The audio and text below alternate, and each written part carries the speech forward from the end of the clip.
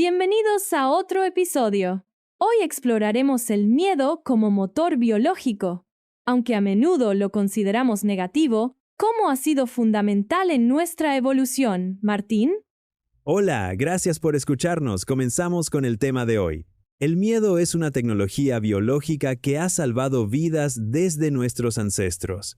Por ejemplo, la respuesta de lucha o huida nos permitió sobrevivir a depredadores en la sabana africana. La amígdala cerebral graba recuerdos con intensidad para evitar futuros peligros.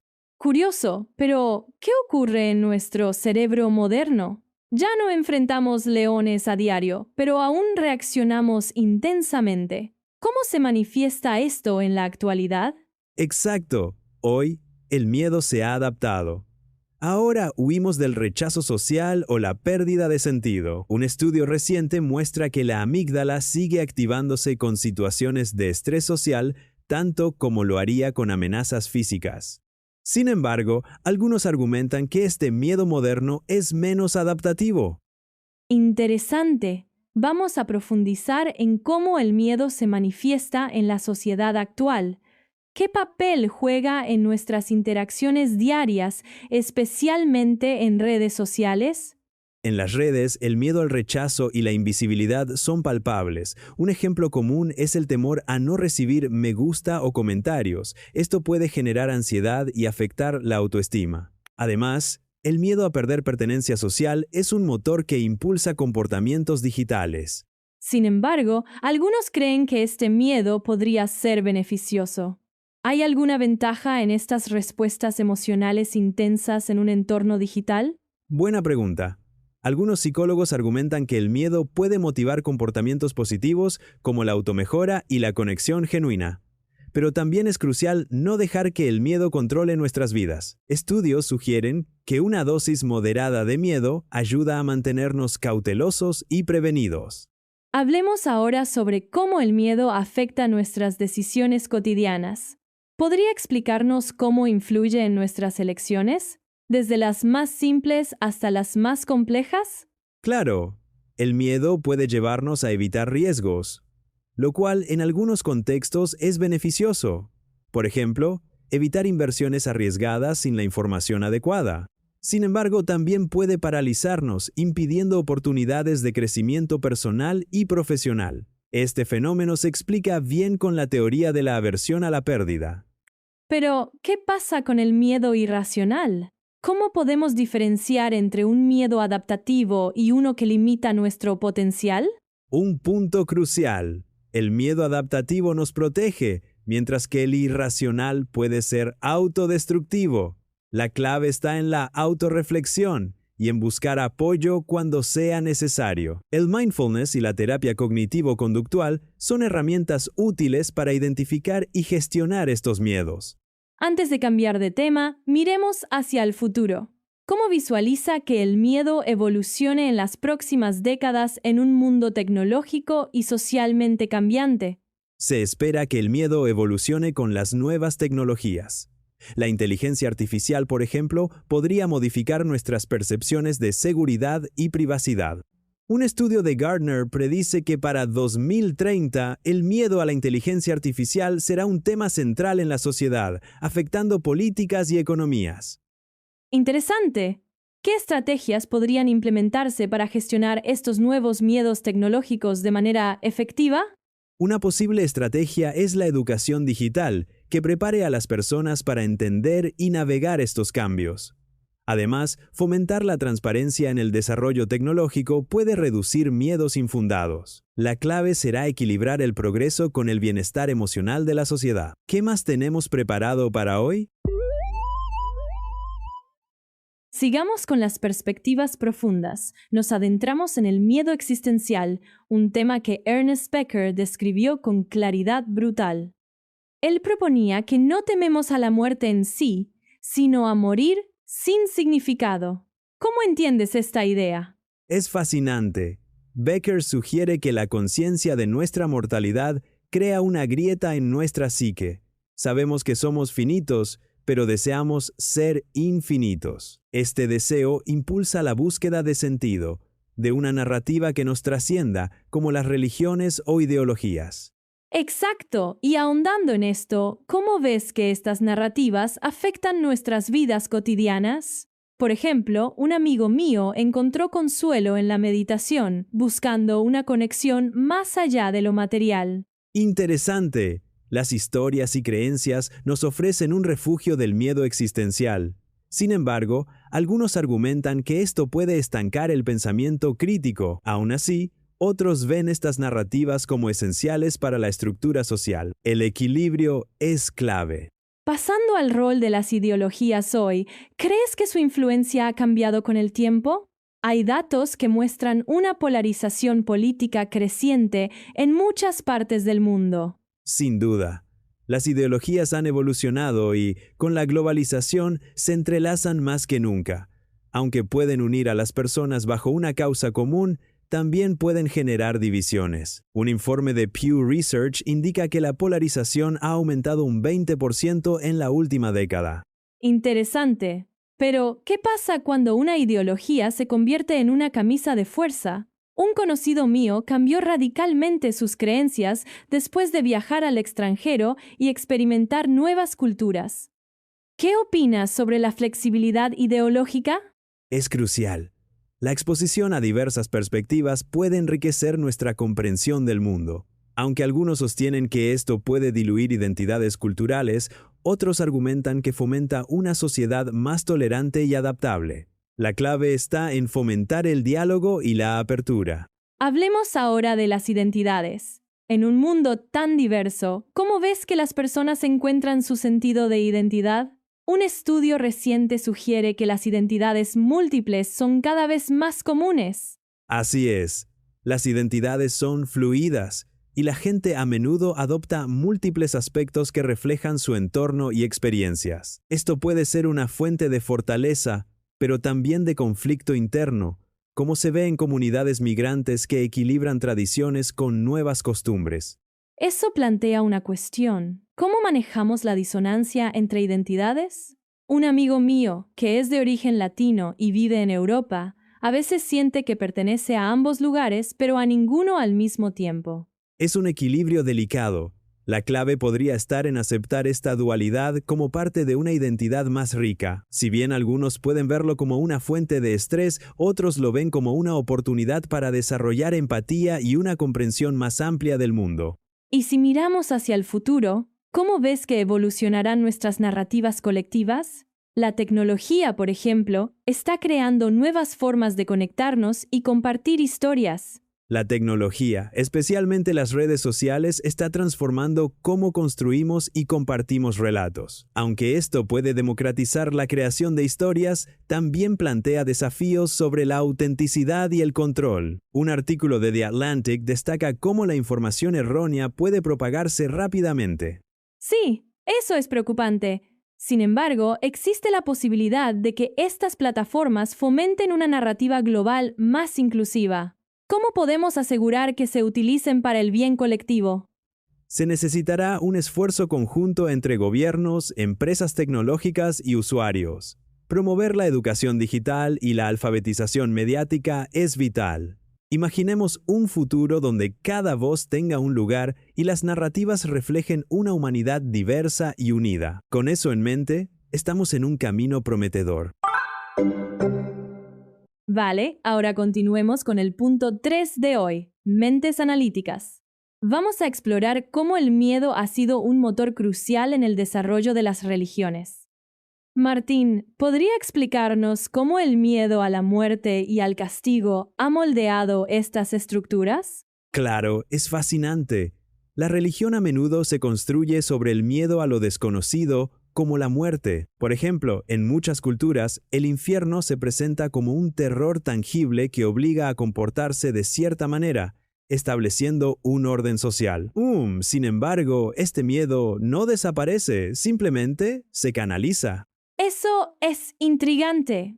Pero, ¿qué pasa cuando las religiones intentan eliminar el miedo? Existe la noción de que la religión debería ofrecer consuelo. ¿No es contradictorio que, en lugar de eliminar el miedo, lo estructuren? Es un punto válido.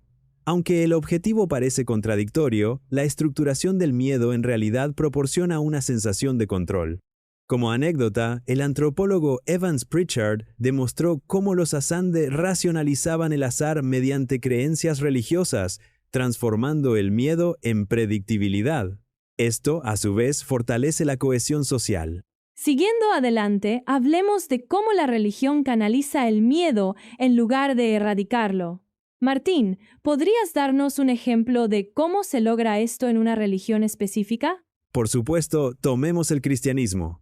El concepto del pecado es un canalizador del miedo a la culpa. La idea de confesión y absolución ofrece una vía estructurada para manejarlo. Sin embargo, esto no es exclusivo del cristianismo. Otras religiones también tienen mecanismos similares para mitigar el miedo de manera controlada. Interesante. Pero ¿no podría esto ser visto como una manipulación del miedo para mantener el control social? ¿Qué piensas de las críticas que sugieren que estas estructuras perpetúan el miedo para beneficiar a las élites religiosas? Es una crítica válida y recurrente. Algunos estudios sugieren que estas estructuras han sido usadas para consolidar poder. Sin embargo, también es importante considerar que, en muchas sociedades, estas estructuras brindan una estabilidad necesaria. Mirando hacia el futuro, podríamos ver una evolución en cómo las religiones abordan el miedo, quizás adaptándose a nuevas realidades sociales. Pasemos ahora a cómo las religiones modernas están evolucionando respecto al miedo. Martín, ¿cómo han cambiado las religiones en su enfoque hacia el miedo en el siglo XXI? En la era moderna, muchas religiones están adaptando sus narrativas para abordar miedos contemporáneos, como el cambio climático o la desigualdad social. Una encuesta reciente mostró que el 60% de las personas busca en la religión respuestas a estas amenazas modernas. Esto refleja una evolución en el foco del miedo. Eso es revelador. Aún así, ¿cómo se enfrentan a la crítica de que las religiones son anacrónicas en sus métodos para abordar el miedo? ¿Podrían volverse irrelevantes en el futuro? Es una posibilidad, pero la adaptabilidad es clave. Algunas religiones han integrado la ciencia y la filosofía contemporánea para mantenerse relevantes. Imagino que, en el futuro, podríamos ver un enfoque más holístico, donde la espiritualidad y el conocimiento científico se entrelazan para ofrecer un nuevo marco para manejar el miedo. Si miramos hacia adelante, ¿cómo crees que las religiones seguirán gestionando el miedo en el futuro, Martín? Veo un futuro donde las religiones podrían jugar un papel en la promoción de un bienestar más integral, abordando no solo el miedo, sino también la esperanza y el propósito. Algunas comunidades ya están explorando cómo fusionar tradición y modernidad para ofrecer respuestas más satisfactorias a sus seguidores. Eso suena prometedor. Pero, ¿qué desafíos se enfrentan en este camino? ¿Podrían surgir nuevas formas de espiritualidad más allá de las religiones tradicionales? Definitivamente, el desafío es grande. La secularización y el aumento de la espiritualidad individual son tendencias en crecimiento. Sin embargo, esto también podría estimular una renovación en las religiones, incentivando un enfoque más inclusivo y adaptativo. Será fascinante observar este cambio de paradigma. Pasemos al siguiente tema de hoy. ¡No se vayan! Ahora veremos cómo el miedo puede ser una poderosa herramienta de control. Desde los antiguos imperios que usaban el miedo para mantener el orden, hasta los algoritmos modernos que manipulan nuestras emociones. ¿Qué opinas sobre el uso del miedo en la sociedad, Martín? Bueno, históricamente el miedo ha sido una constante en el ejercicio del poder. Un ejemplo clásico es la Inquisición, donde la herejía se castigaba severamente. La amenaza de condena era suficiente para mantener a la población en línea. Esto nos muestra cómo el miedo puede disciplinar sin necesidad de violencia constante.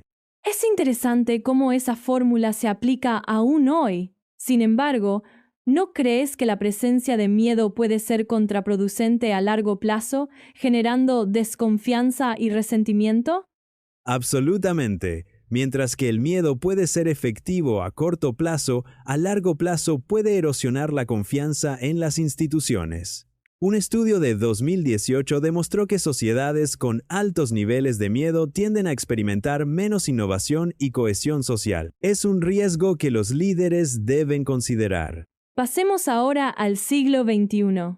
Con la llegada de la tecnología digital, el miedo ha encontrado nuevos canales para propagarse. Los algoritmos de redes sociales, por ejemplo, ¿cómo amplifican nuestras ansiedades, Martín? Los algoritmos están diseñados para maximizar el tiempo que pasamos en línea. Al priorizar contenido que provoca fuertes reacciones emocionales, el miedo y la ansiedad se convierten en herramientas para aumentar el engagement. Un estudio de 2020 muestra que las noticias falsas, a menudo alarmistas, se comparten un 70% más que las verdaderas. Claro, pero ¿no podría esto también llevar a una mayor conciencia y acción sobre problemas reales? Es un argumento que algunos proponen, ¿cierto? Es cierto que el miedo puede movilizar, pero el riesgo de desinformación es alto.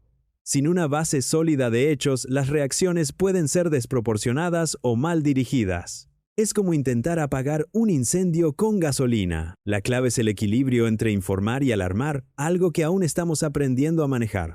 En términos políticos, el miedo sigue siendo un recurso poderoso. Desde la retórica de enemigo externo hasta las campañas de miedo, ¿cuáles son las implicaciones, Martín? La política del miedo es eficaz para ganar elecciones, pero tiene un costo. Un ejemplo reciente es el Brexit, donde el miedo a la inmigración y la pérdida de identidad nacional jugaron un papel crucial. Sin embargo, las consecuencias económicas y sociales han sido profundas, afectando la cohesión del Reino Unido en muchos niveles. Sin embargo, algunos argumentan que el miedo puede protegernos de amenazas reales. ¿Podrías compartir tus pensamientos sobre este enfoque? Es cierto que el miedo puede alertarnos de peligros genuinos, pero cuando se usa repetidamente o se exagera, puede llevar a un estado de parálisis social. Es como el cuento del pastor y el lobo. Eventualmente, la gente deja de responder. La vigilancia crítica es esencial para discernir entre miedo necesario y miedo fabricado. Mirando hacia el futuro, ¿cómo podemos mitigar el impacto del miedo como herramienta de control, Martín? La clave está en la educación y la conciencia social. Al fomentar el pensamiento crítico desde una edad temprana, podemos equipar a las personas para que cuestionen las narrativas de miedo. Un programa piloto en Finlandia ha demostrado que la educación en medios puede reducir la susceptibilidad al miedo infundado. Eso suena prometedor, pero ¿cómo podemos asegurar que estas medidas sean adoptadas globalmente, considerando las diferencias culturales y políticas? Es un desafío, pero la colaboración internacional y las plataformas globales para el intercambio de ideas son esenciales. En última instancia, necesitamos un esfuerzo concertado que vaya más allá de las fronteras para promover una cultura de paz y confianza. Y con eso creo que vamos en la dirección correcta. Bueno, eso concluye nuestra discusión sobre la herramienta de control. Avancemos al siguiente tema. Nos toca explorar cómo el ego actúa como guardián del miedo. Martín, ¿podrías explicarnos cómo el ego protege nuestra imagen y pertenencia? Claro, el ego se encarga de mantener una imagen coherente de nosotros mismos para garantizar que encajamos socialmente. Por ejemplo, cuando alguien se siente criticado en el trabajo, su ego puede reaccionar justificándose. Esto es un mecanismo de defensa para preservar su valor y pertenencia en el grupo. Interesante. Pero, ¿qué sucede cuando el ego se siente amenazado? He leído que puede compararse con otros como una forma de defensa. ¿Es esto siempre negativo? Bueno, no siempre. Compararse puede ser una herramienta útil para el automejoramiento, pero cuando se hace excesivamente puede llevar a inseguridad. En un estudio de 2022, se encontró que las personas que se comparan constantemente tienen un 30% más de probabilidades de experimentar ansiedad social. Pasemos ahora al miedo al rechazo. Martín, ¿cómo se manifiesta el ego cuando teme ser rechazado? El ego suele anticipar el rechazo y puede llevarnos a actuar de manera defensiva. Por ejemplo, alguien podría evitar situaciones sociales para no enfrentarse al posible rechazo. Este comportamiento es un intento de proteger la identidad. Sin embargo, algunos argumentan que este comportamiento puede limitar el crecimiento personal. ¿Cómo podemos equilibrar la protección del ego con la necesidad de enfrentar el miedo? Exactamente, es un dilema complicado. la clave está en cultivar una autoimagen flexible. Practicar la autoaceptación y exponerse gradualmente a situaciones temidas permite que el ego se fortalezca sin necesidad de un miedo constante. Hablemos ahora de la coherencia interna. Martín, ¿cómo contribuye el ego a mantener nuestra coherencia interna y qué ocurre cuando se siente amenazada? El ego quiere mantener una narrativa coherente de quiénes somos. Ante una amenaza, como una crítica, puede distorsionar la realidad para proteger esa narrativa. Un ejemplo es cuando alguien racionaliza un comportamiento negativo para mantener su imagen positiva ante sí mismo.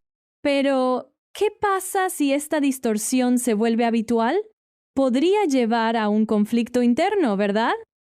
Exacto. Si se convierte en un hábito, puede llevar a una disonancia cognitiva, donde nuestras acciones no coinciden con nuestras creencias. Resolver esta disonancia es crucial para una salud mental equilibrada y puede lograrse mediante la reflexión consciente y el ajuste de expectativas. Y hablando del futuro del estudio del ego en la psicología, Martín, ¿qué avances podemos esperar en esta área? El futuro se ve prometedor, especialmente con avances en neurociencia que nos permiten observar cómo el ego funciona a nivel cerebral. Imagínate, en un futuro cercano podríamos tener intervenciones personalizadas basadas en la actividad cerebral para ayudar a manejar el ego y el miedo. Eso suena fascinante, pero ¿existen preocupaciones éticas sobre cómo podríamos utilizar esta información? Definitivamente. Es crucial que abordemos estos avances con cuidado para no invadir la privacidad ni manipular la identidad de las personas. La discusión ética debe ir de la mano con el desarrollo tecnológico para garantizar que se utilice en beneficio de todos. Nos vamos acercando al final del capítulo. Quiero explorar cómo el miedo impulsa la violencia humana. Un estudio reciente indica que el miedo a perder poder, identidad y control son motores clave. ¿Qué opinas, Martín? Si este capítulo te está removiendo por dentro, deja tu like. No es un gesto vacío. El miedo funciona justo así, como una cadena invisible. En política, por ejemplo, el miedo a perder poder ha sido suficiente para empujar sociedades enteras hacia decisiones extremas, como ocurrió en los años 30 con el auge del totalitarismo. Exactamente. Pero algunos podrían argumentar que no siempre es miedo. ¿Cómo respondemos a quienes dicen que hay más que solo miedo en juego? Interesante punto. Aunque hay otros factores, el miedo sigue siendo un catalizador principal. En estudios de psicología social se ha demostrado que el miedo puede distorsionar la percepción de amenazas, lo que lleva a exagerar el peligro. Mirando hacia el futuro, necesitamos abordar estas percepciones para reducir la violencia. Pasemos a la violencia moral, como el dogmatismo y la cancelación. Un artículo reciente sugiere que estos actos son intentos de eliminar amenazas a nuestras narrativas. ¿Cómo ves este fenómeno, Martín? Es un tema crucial. Estos actos reflejan miedo al cambio o a la pérdida de identidad. Un ejemplo sería el acoso en redes sociales, donde las personas buscan silenciar voces disidentes por miedo a cuestionar sus creencias. Pero, ¿no crees que a veces estas acciones buscan justicia? ¿No solo son reacciones de miedo? Sí, claro, pero es un arma de doble filo. Aunque la intención pueda ser justa, la ejecución a menudo se basa en el miedo a perder una narrativa dominante. Necesitamos fomentar debates abiertos para avanzar, en lugar de cerrar puertas. En el futuro, un enfoque más inclusivo podría reducir estas tensiones. Ahora hablemos de cómo el miedo afecta la percepción de amenazas. Datos de 2023 sugieren que el miedo puede amplificar amenazas percibidas. Martín, ¿puedes explicar cómo funciona esto? Claro, es como un efecto lupa. Un pequeño riesgo se magnifica cuando sentimos miedo. Esto se ve en situaciones de pánico colectivo, como la crisis económica de 2008, donde el miedo al colapso financiero llevó a decisiones precipitadas. Eso es cierto. Sin embargo, algunos dicen que la percepción de amenaza no siempre es irracional. ¿Cómo manejamos este dilema? Es complicado. A veces las amenazas son reales, pero el miedo las distorsiona. Debemos equilibrar la respuesta emocional con datos objetivos. En el futuro, la educación emocional y el pensamiento crítico podrían ser herramientas clave para manejar mejor estas situaciones. Finalmente, hablemos de soluciones. ¿Cómo podemos construir un futuro menos dominado por el miedo? Martín, ¿qué nos sugieren los estudios recientes? Los estudios sugieren que fomentar la empatía y la comunicación abierta son esenciales. Un ejemplo exitoso es el programa Dialogues Across Borders, que promueve la comprensión intercultural para desactivar tensiones. Sin embargo, algunos argumentan que la empatía no siempre es suficiente. ¿Qué más podemos hacer? De acuerdo, la empatía debe ir acompañada de políticas inclusivas y educación continua. Al integrar estas prácticas desde la escuela hasta el trabajo, podemos crear sociedades más resilientes. Ahora, hablemos del conformismo y su impacto en la sociedad. Martín, ¿crees que este fenómeno limita el desarrollo del pensamiento crítico? Definitivamente, el conformismo actúa como un freno. Un estudio de la Universidad de Stanford reveló que el 65% de las personas prefieren seguir opiniones de grupo para evitar aislamiento. Esto refleja un temor a la soledad y a la duda que nos lleva a repetir y callar. Interesante. Pero, ¿qué pasa con aquellos que desafían la norma? ¿No les da eso una identidad más auténtica? Aunque claro, enfrentan dificultades significativas, como la incomodidad social. Exacto, hay un precio que pagar. Un caso famoso es el de Galileo, quien, a pesar de la oposición, desafió las creencias de su época, demostrando que el pensamiento independiente puede ser solitario pero revelador a largo plazo. Pasemos al segundo segmento, la neurociencia del miedo. Martín, ¿cómo afecta el miedo a nuestro cerebro, especialmente a la corteza prefrontal? Cuando el miedo domina, el cerebro entra en modo de supervivencia. La corteza prefrontal, responsable del pensamiento crítico, se apaga y las respuestas emocionales toman el control. Esto se ve en situaciones de pánico, donde el razonamiento se reduce drásticamente. Eso es fascinante. Sin embargo, ¿podría este secuestro emocional tener alguna ventaja evolutiva? Tal vez en situaciones de peligro inmediato, ¿no? Correcto, evolutivamente hablando, estas respuestas rápidas nos han protegido del peligro. Sin embargo, en el contexto moderno, donde las amenazas no siempre son físicas, puede llevar a decisiones precipitadas y poco racionales. Es un dilema interesante. Ahora, exploremos cómo el miedo se usa para controlar masas. ¿Por qué crees que las amenazas son más efectivas que las ideas para movilizar a las personas? Las amenazas apelan a instintos básicos. Un estudio de 2022 mostró que mensajes basados en miedo incrementan un 30% el apoyo a políticas restrictivas. Las ideas requieren reflexión, que es más lenta y menos emocional. Pero, ¿no hay un riesgo de que esto genere una sociedad más temerosa e irracional? Pienso en el fenómeno de las noticias falsas que se propagan por miedo. Exactamente. El miedo no solo se impone, sino que también se contagia. La repetición de amenazas puede consolidar identidades basadas en el miedo, lo que a largo plazo erosiona la capacidad de discernir la verdad. Finalmente, ¿cómo podemos superar el miedo en nuestra sociedad?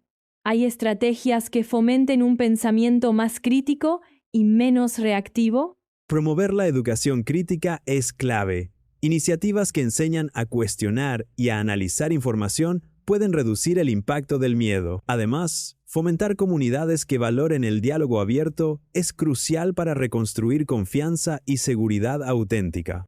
Interesante. ¿Y qué papel juegan las tecnologías emergentes en este proceso? ¿Podrían ayudarnos a combatir este fenómeno, por ejemplo, mediante herramientas de verificación de información? Sí, definitivamente, la inteligencia artificial está siendo usada para identificar y combatir la desinformación. Sin embargo, la tecnología por sí sola no basta. Necesitamos un cambio cultural hacia una sociedad más crítica y menos susceptible al miedo. Eso sería un gran paso adelante. Ahora sí, vayamos a la última parte del capítulo de hoy. Hemos llegado al tema final. uno intrigante. El miedo no es nuestro enemigo, sino un protector del yo. Martín, ¿cómo podemos entender mejor esta función protectora? El miedo actúa como un sistema de alarma, similar a un detector de humo. Cuando percibimos peligro, nuestro cerebro activa respuestas para protegernos. Un estudio de 2021 demostró que el 70% de las reacciones de miedo son preventivas, no reactivas. Interesante, pero ¿qué sucede cuando confundimos supervivencia con verdad? Muchos viven defendiendo identidades obsoletas. ¿Podría esto ser un malentendido evolutivo? Exactamente. El miedo está diseñado para situaciones de riesgo inmediato. Sin embargo, en la modernidad, esto puede llevarnos a proteger ideas que ya no son necesarias. El desafío es reinterpretar estas señales como un GPS recalculando una ruta. Pasemos a cómo el miedo se relaciona con nuestra identidad. El miedo suele proteger una identidad que se siente amenazada. ¿Cómo influye esto en nuestro desarrollo personal, Martín? Bueno, al igual que un castillo con murallas, el miedo levanta barreras alrededor de nuestra identidad. Esto puede ser restrictivo. Un ejemplo es cuando alguien teme cambiar de carrera por miedo al fracaso, manteniéndose en un trabajo insatisfactorio. Sin embargo, algunos argumentan que el miedo también puede ser un motor de cambio. Podría ser que, al enfrentar nuestros miedos, descubrimos nuevas facetas de nuestra identidad. Definitivamente. Cuando enfrentamos el miedo, lo transformamos en información. Una encuesta de 2022 mostró que el 60% de las personas que enfrentaron un miedo significativo reportaron un crecimiento personal notable. Es un proceso de metamorfosis. Veamos cómo podemos reinterpretar el miedo cotidianamente. El miedo señala una identidad en peligro, pero no nos pide huir, sino observar. ¿Cómo podemos aplicar esto en nuestras vidas, Martín? Claro, es como si el miedo dijera, detente y reflexiona. Al observarlo, perdemos el pánico y ganamos claridad. Por ejemplo, en lugar de evitar hablar en público, uno podría practicar en un entorno seguro para desarmar el miedo. Sin embargo, algunas personas sienten que observar el miedo puede intensificar la ansiedad. ¿Cómo abordamos esa preocupación? Es un punto válido. La clave está en pequeños pasos. Un estudio de Harvard sugiere la técnica de exposición gradual que ayuda a descomponer el miedo en partes manejables, permitiendo una adaptación progresiva y menos abrumadora. Finalmente, exploremos el futuro. Si el miedo sostiene nuestras ideas de bien y mal, ¿qué sucede cuando lo soltamos? ¿Cómo visualizas un mundo menos dominado por el miedo, Martín? Imagino un mundo de mayor empatía y apertura, donde explorar lo desconocido no genere temor, sino curiosidad. Un dato interesante: las sociedades con menos miedo tienden a ser más innovadoras, como se ve en los países escandinavos. Sin embargo, otros podrían argumentar que un poco de miedo es necesario para mantener el orden. ¿Podría la ausencia de miedo llevar a una falta de cautela? El miedo no es algo que haya que eliminar, es algo que hay que aprender a leer, como un faro en la niebla. Puede orientarte o dejarte ciego si lo miras de frente. Cuando se observa con lucidez, el miedo deja de gobernar y se convierte en información, no en un enemigo, sino en un aliado incómodo en la búsqueda de conocimiento y sentido. Si este episodio te ha hecho pensar, suscríbete. No para creer más, sino para mirar mejor. En el próximo capítulo entraremos en un terreno todavía más inestable: el bien y el mal. Este ha sido El Miedo, Raíz Invisible, capítulo 2. Gracias por estar aquí. Nos escuchamos en el siguiente episodio.